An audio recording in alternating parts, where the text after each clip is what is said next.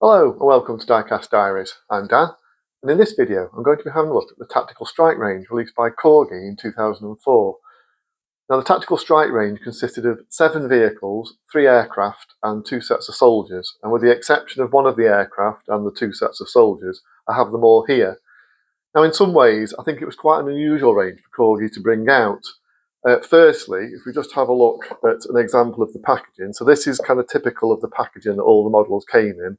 Straight away, it's very eye-catching, it certainly stands out, but to me, it kind of suggests that they're toys, and they're most definitely not. The models that were in this range are certainly far too fragile to kind of stand up to any sort of play. So, firstly, I think that the packaging is quite unusual for them. As I say, to me, that certainly suggests that they're meant as toys. Secondly, as is proudly stated on the packaging, they were released in 1:64 scale. Now 1:64 is a very common scale in the world of diecast, but not really for military models. Military models tend to be kind of 1:72, 1:32, 1:35, that sort of scale. So to bring one out in 1:64 was quite a departure, and as they proudly state on the box, it's the only 1:64 scale modern military diecast collection. Another reason is that although Corgi, of course, are a British company, all of the vehicles and aircraft in the collection were American. Now, part of the reason for that might well be that underneath, although there is the Corgi UK address there, Corgi Classics Limited, they've also got an American address there as well. So I'm thinking that this collection may well have been led by the American Corgi office. Another reason for thinking that is the fact that it actually says there, a portion of the proceeds from the Tactical Strike collection is donated to the Marine Corps Scholarship Foundation. Now, to me, it seems quite unusual. I think it would be quite unusual for a British company to donate some of the proceeds from their models to an American military organisation. One of the other reasons I think it was quite an unusual collection is it was released in conjunction with Osprey Publishing. Osprey Publishing are a large publisher of military books, pretty widely known, and it meant that each model actually came with, as is proudly stated on the front here, a free poster which featured details about the relevant vehicle or aircraft on one side, and then on the other, quite nice cutaway full colour artwork of the relevant vehicle or aircraft. Now, another reason why I think it might have been led by the American office as well is that the dimensions for the poster, 11 by 17, are in inches rather than in centimetres. So, as I say, I do think this collection, although the collection, with the exception of 2 of the vehicles, which I'll come to shortly, all of the vehicles and models and aircrafts and the 2 sets of soldiers were all available in the UK. So it's not like I've had to get all the models from abroad or anything like that. So as I say, they were generally all available in the UK. But yeah, definitely seems to have been one led by the American sort of Corgi office. So I'll just put that box to one side. Onto the models themselves. So the first one I've got here is the one from that box. So it's an M1A1 Abrams tank, and in this case it's representing a vehicle from the 3rd Infantry Division, US Army, and it's from Operation Iraqi Freedom, sort of 2003. So of course that would only have been like a year before the collection was actually released. Very widely known tank, obviously featured heavily in sort of news footage from Operation Iraqi Freedom. It's a nice die-cast model. The gun barrel is plastic, and on the other one that's in a part of the collection, which I'll come to shortly, the barrel does move quite easily. This one seems to be quite stiff, and because the barrel's plastic, I don't really want to force it. But apart from that, the rest of the tank is all metal, all the underneath is metal and the turret, so there is quite a nice bit of weight to this. Obviously all the detailed bits around the turret are all plastic, so you've got like the stowage basket and all the little accessories. You've got the identification friend or foe panels on the side, the stowage for the crew, spare road wheels, 2 machine guns, the wind direction meter, the flag. I'm not terribly convinced by the flag, it looks a little bit stiff, but it's a nice touch and it certainly adds a bit of colour to the model. And you can see it's got authentic markings. Obviously, this represents an actual vehicle from Operation Iraqi Freedom. You see it's got the name Annihilator on the barrel there. But yeah, it's a nice weighty model. As these are meant as models rather than toys, they don't really have any working features, but as I said, the turret at least does turn. It's nice. Obviously, you can't really have a model tank and not have the turret turning.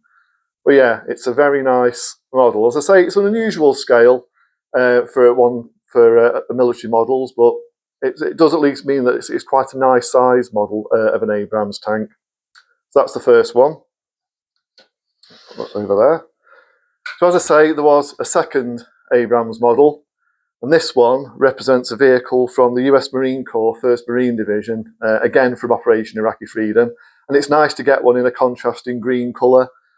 I think a lot of models of Abrams that have been released recently have all been in the sort of desert sand colours. And I get it, because that's where a lot of them, the environments where they've been in use mostly, Afghanistan and Iraq, obviously are desert environments. But of course, there is some greenery in Iraq, so it's nice to get this US Marine Corps one in the green camouflage. Other than that, it is exactly the same model, exactly the same casting, but again, it represents a real vehicle. And the name, I'm trying to work out exactly what it says. It looks like it says 2 tubes or something like that. I'm not quite sure. Now, I think when pre-production photos of this range came out, those collectors seemed quite alarmed at how heavy-handed the weathering seemed to be. And I think there was probably some relief when it came out that the weathering wasn't quite as heavy-handed as it actually initially looked. Yes, it's quite obvious that they've got kind of like the sand weathering, but I think it's been quite nicely done. It certainly looks realistic to me, and it gives the models a bit of a lift. And I think this is something that's been sort of more of a modern thing. You know, you've got the Forces of Valor range. Their models all tend to be sort of in this sort of weathered condition. So it certainly adds a sort of dose of realism to a die-cast model. So I say that's the US Marine Corps 1st Marine Division M1A1 Abrams. And then the last tracked vehicle that they brought out was this M1A1 Bradley, again representing a vehicle from the US Army's 3rd Infantry Division, and again it's another vehicle from Operation Iraqi Freedom. Now the Bradley, it's what's known as an infantry fighting vehicle. It carries troops into battle, but also it's perfectly capable of fighting it out on its own. It's armed with a 30mm cannon, and on the side here you've actually got anti-tank missile launchers for the TOW missiles, tube launch, optically tracked, wire guided. These have proved to be very effective tank killers, although armour-wise they can't really stand up to tanks. Because they've got these missiles, they can actually sort of engage enemy tanks at quite a distance, and they're very effective at taking them out. So again, the only features it has really are revolving turret and the barrel, which is very fragile. It's very thin. Of course, the barrel again is plastic. But yeah, it does at least elevate and depress. And again, it does represent an individual vehicle. So it's got a name there, Big Sexy, on the side. That's a nice one. Again, another vehicle that's been very commonly seen. Another vehicle that's been very commonly seen also with the recent footage from the fight in Ukraine as well. But yeah, a vehicle very widely used by the US Army. So that's the Bradley. Now, when I was getting all these models together, I'd always thought that all the models from this range all represented vehicles from Operation Iraqi Freedom. But it turns out that's not the case, as when I was having a look at this one's actually from Desert Storm, sort of way back in 1991. Of course, this vehicle is entirely appropriate to go with Iraqi Freedom, as Humvees are certainly still widely in use, and so, well, certainly were in Iraqi Freedom. So this particular vehicle is an M1A1 sorry, and it represents a vehicle, again, from the US Marine Corps 1st Marine Division. So really, it's kind of just your bog standard Humvee, sort of a troop carrier with a 50 caliber mounted on a tripod in the back. Again, nicely weathered, and I think, although you can't, probably difficult to pick up, it does have, or is it a different one? Sorry, yeah, it's a different one. I was thinking one of the other Humvee models does have the names of the soldiers sort of on the bottom of the windscreen. Now, the interesting thing with this Humvee is, a couple of years before Tactical Strike came out, so in 2002, Corgi brought out the Showcase range. Now, this was kind of a range of sort of fit-the-box military vehicles and aircraft, mostly representing things from World War II, but there were quite a few post-war vehicles and aircraft in there as well. So there was a Falklands range, there was Vietnam range, and also a Desert Storm range, which included this Humvee. Now, I would say this looks pretty much the same sort of scale. This is probably the most commonly seen variant of the Humvee. I think they call it the armament carrier. It's got like the sloping back, and then they usually have a variety of different armaments sort of carried. Quite often it's the 50 caliber, as in this case. So it's a nice sort of model of a Humvee that they brought out. But you can see this one, the wheels certainly are sort of really generic. What's nice with the Tactical Strike ones is they've actually got proper authentic wheels. They've got rubber tyres for a start, and the actual sort of proper wheels like the actual Humvee would have. So that's quite a nice change. It's good that they've not just used the kind of moulds from the showcase range. So that's the first Humvee. As I say, that one actually representing a vehicle from Desert Storm. And again, this one actually represents a vehicle used in Afghanistan in 2003. So this particular vehicle is a Humvee with the Avenger surface-to-air missile system. And it's quite nice that it's actually in the camouflage colour. As I say, it was nice to get the Abrams in the green camouflage. And it's nice to get the Humvee in this three-colour sort of NATO-style camouflage. So yeah, an unusual variant of the Humvee to get. The missile launchers do kind of elevate and depress, but again, that's kind of as much as they do. It's also nice with this one; it's got like a sort of brush guard on the front, sort of, that makes it look a little bit different to the others. Now, this might seem a strange vehicle to have been deployed to Afghanistan, as there wasn't exactly a lot of aerial threats presented over there. But these would often end up being used on the perimeters of NATO bases over there as sniper platforms, because the platform kind of raises up. You would often have a couple of snipers in this elevated position. Obviously, it gave them a much better kind of view of the surrounding area. So, yeah, I don't think they would ever have been used in their originally intended role of, say, surface-to-air missiles. But, yeah, nice variant to the Humvee to get that one. So, as I say, that's the other one that represents a vehicle not from Iraqi freedom. And then the last two vehicles from the range, unusually, these ones don't appear to have been available in the UK. So if I just go back to the box for a second, you can see both the Abrams are there, Humvee with the Avenger, Humvee with the 50 cal in the back, but no others. But yet there were two released as part of the range. So the first one is this one. This is an M1A1 ambulance. It's US Army 3rd Infantry Division. And again, it's another one from Operation Iraqi Freedom. Now, I can't remember how I found this. As I say, it's not listed as one of the models available in the range, so it's not one I would have been sort of actively looking for. I wouldn't have known to look out for it. It may just have cropped up on a normal eBay search or something like that. I'm not really sure. This one, I actually is one of this one and the last one are the only two that I had to get from abroad. They both came off eBay. This one actually cost me the grand total of £1. It was listed on it was a Hong Kong-based seller on eBay, and I think I got it. It was way back in about 2008, something like that. So it was back when postage from abroad wasn't prohibitively expensive like it tends to be now. So the actual model, as I say, it was a cent, and nobody else bid on it. So that's what I actually technically won it for. Okay, with postage on top, obviously it was a bit more than that, but even so, it was really cheap. Yeah, as I say, not seeing it available in the UK at all, and it's a nice variant of the Humvee to get. Nicely sort of marked up with the red crosses. But yeah, don't know why this one wasn't available in the UK. And then the last one is this one. This is another M1A1 Abrams. It's a US Army 3rd Infantry Division, and again, it's another vehicle from Iraqi Freedom. This really is kind of your basic troop carrier. It's kind of similar, really, to the one with the 50 cal in the back. It's just got the sort of canvas tilt over the back. Just kind of your bog standard sort of load carrier. This is the one I was referring to before. You can see it's actually got names of the crew on the bottom of the windscreen there, which I think is quite a nice touch. But yeah, this is another one that wasn't available in the UK. This one came off eBay from the States, again, before postage from there was prohibitively expensive. So I'm really glad to be able to pick these two up. And of course, it prompted me to want to do like a bit of a search to see if there were any other models available that for some reason weren't available in the UK. But no, that seems to have been it. So yeah, so that's the 7 vehicles. Now onto the aircraft.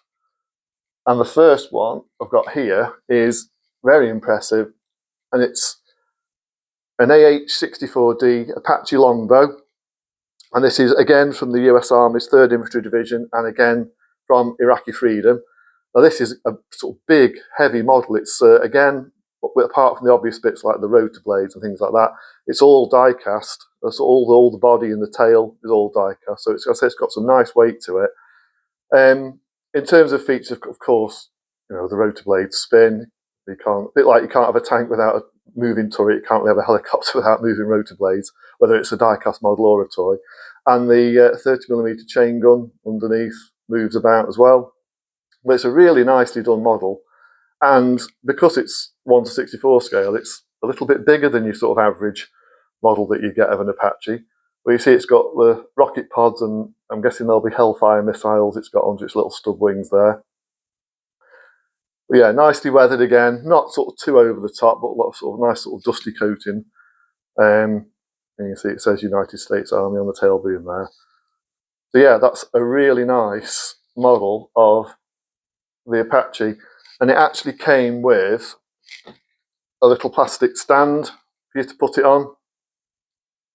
So it actually looks pretty good on the stand, so I'll just put it on there. There we go. So that's the AH-64D Apache Longbow. And then the only other aircraft that I've got is this one. Now this is an AH-6 Little Bird. It's a small light attack helicopter. Now the one issue I have with this, it's a great model, really sort of well detailed.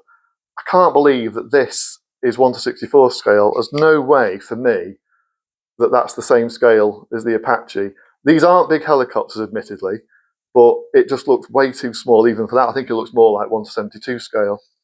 So these helicopters, this particular one, it's US Army, and it's the 160th Special Operations Aviation Regiment, better known as the Night Stalkers. This was an aircraft that was widely used in the battle in Mogadishu, but that became known as the Black Hawk Down incident. They also featured prominently in the film of the same name. But it's an aircraft that's been widely used in Operation Iraqi Freedom as well, often used for like special forces support. And there tend to be two different versions. You tend to have the attack version, which this is, armed with a couple of rocket pods. And then there's the OH-6 version, which is unarmed and tends to have what they call people planks on the side, which can hold, I think, sort of up to about three or four maybe soldiers. And that's kind of like rapid insertion of like special forces. So it's a nice little helicopter. It's originally based on the Hughes 500, which is a really distinctive looking helicopter with the sort of egg-shaped fuselage. But yeah, it's small and light and very manoeuvrable, and it's it's another one that's in current service. So yeah, a lovely model, but I just find it a little bit unlikely that it's 1:64 scale. So let's pop that down there. And that's another one again that came with a stand. So the last aircraft, unfortunately, it's one I've not got, is the F-14 Tomcat. Now, to me, the Tomcat seems a slightly unusual one to have done. Yes, they were used. It's another one that's representative of an aircraft from Operation Iraqi Freedom. Yes, they were used in Iraqi Freedom, but I wouldn't say it's the first aircraft a lot of people think of. Maybe something like an F-16 and F-15 would have been a more kind of appropriate one to do. They do occasionally crop up. It's just unfortunately not one I've been able to kind of pick up yet. And again, it's slightly, an unusual scale to get a Tomcat in 1:64. Again, it's another one I'm not entirely sure whether it is bang on 1:64, because a Tomcat in that scale would be, quite a considerable size. But as I say, it's one that I would like to get at some point. Now, that's all the models that I've got. As I say, there were two sets of soldiers, which you can see there. So you got a set of US Marines and a set of US Army soldiers, but the soldiers were never ones I was particularly bothered about, so not ones I ever sort of bothered picking up at all. So that's the range, as I say, that's the complete range. But there's one other vehicle that's kind of worth mentioning. Now, as I say, I referred to Corgi Showcase earlier on when I was talking about this Humvee. Now, when these were brought out, as I say, they were kind of grouped together in themed collections. As I say, this is from the Desert Storm one. But after a while, they kind of just ended up putting the models in generic boxes, and the range was rebranded as Wheels, spelt with a Z on the end. And I was at an air show one day, so it was a good few years ago now, and I came across this. Now, this is, as is quite obvious, exactly the same mould as the first Humvee we saw. Again, with the rubber tyres, the sort of proper looking wheels, 50 caliber in the back. Unusual for it to be in a black scheme, and unfortunately on the box it just said, I think it was Humvee, US Army or something like that, so there's no details as to about what unit it belonged to or anything like that. I always like to think it was maybe a Special Forces one with it being in this sort of black colour. But yeah, quite an unusual one to do, and it's quite unusual for the mould. And as far as I'm aware, this is the only mould from the Tactical Strike range that ever appeared elsewhere. I know that manufacturers tend to like to get their money's worth out of mould, but yeah, quite random. I picked it up sort of pretty cheaply. I don't know if how widely available this ever was, but yeah, I just thought that was worth mentioning. As I say, it's the same casting as the other Humvee. So that's the Corgi Tactical Strike range. Now, as I mentioned earlier on, the models were released in conjunction with Osprey Publishing, which meant that they came with a little sort of poster. So this is the one for the Abrams tank. So as you see, you get information about the vehicle, a nice side profile there, and then some more information about the vehicle there, and a couple of photographs. And then when you open it up, you see there, you get really nice full colour artwork, cutaway artwork, showing all the different features of the tank. Now these are the sorts of artwork that you get in Osprey books, so there'll be one about the Abrams tank, and it'll no doubt have that exact same artwork in there. You can see it's got all the specifications and a key to all the different parts of the vehicle. So it's quite nice. Obviously it's not a huge poster, but it's quite a nice feature to get. And then I've also got the one here for the Apache. So again, you've got a nice sort of side profile there, information about the helicopter. And again on the other side. Now the only disappointing thing with this one is that the poster, yes, and again it's sort of a bit large, sort of cutaway artwork, but unfortunately it's just sort of black and white, and it just looks a bit too much like sort of just like a schematic or something. So again, you've got all the sort of the key there and sort of technical details and everything. So yeah, I wouldn't say the Apache one's quite as nice as the one for the Abrams. So yes, that's examples of the posters that came with the vehicles and the aircraft. Now, I don't know how successful this range was for Corgi. I don't think it was available for a huge amount of time. Two of the vehicles I got, in fact, it was the Little Bird helicopter and the Humvee with the Avenger missile system. I did buy brand new from a model shop, must have been in 2004. But only a couple of years later, I picked up another 3 of the models cheaply from a stall at an air show. So it seems like it wasn't long before they were being sold off sort of pretty cheaply. The other one, that was one of the Abrams, another one of the Humvees, and the Bradley. I think the Humvee was $2.99 or something ridiculous, and the tanks were maybe a $5 each. So yeah, being sold off cheaply sort of quite soon after the range came out. The Apache was the last one I got, and that was actually in 2020 I got that, so more recently. And that was one I picked up quite cheaply off eBay, which I was very pleased to find. I had a recent look, just before I did this video, I had a recent look on eBay to see what was available, and there really wasn't much. I found one seller on eBay who'd got one of the Humvees and both sets of soldiers, and he was selling them for, I think it was $14.99 each. Apart from that, there was nothing else, so maybe now it's not actually that common a range to get. Yeah, I don't think it was a particularly popular range. As I say, 1 to 64 is an unusual range for military diecast. Maybe there were collectors who it didn't really fit in with the other models they got in their collection. It's not something that bothered me, I have to say. I didn't really mind having models of a different scale in my collection. The other reason I think maybe it wasn't too popular is, as I say, with the exception of 2 vehicles, they're all representative of vehicles and aircraft from Operation Iraqi Freedom. Now, of course, that would have been very current. As I say, the actual invasion of Iraq only happened the year before. But of course, it was an extremely controversial and unpopular conflict. And maybe that was kind of against it as well. Maybe people didn't really want vehicles and aircraft from there. I don't know. As I say, the actual models I think are really nice. I think they've been really well done, and there's some more unusual ones, as I say, although Humvees aren't exactly rare, but you've got some kind of more unusual variants. I think the Little Bird's quite a rare helicopter to get a model of. So I'd say overall, I like the range, but yeah, I don't think it was particularly long-lived.